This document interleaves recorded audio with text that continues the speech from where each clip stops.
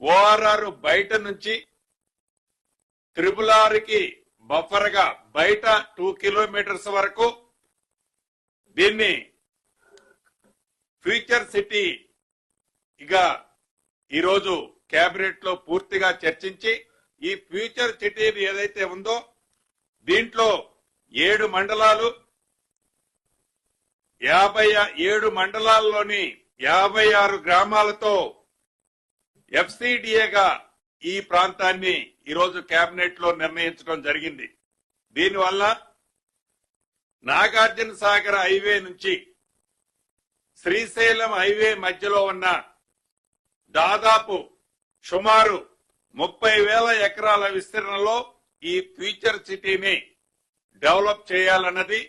ప్రధానంగా ఈ రోజు ఈ కేబినెట్ లో నిర్ణయం తీసుకోవడం జరిగింది.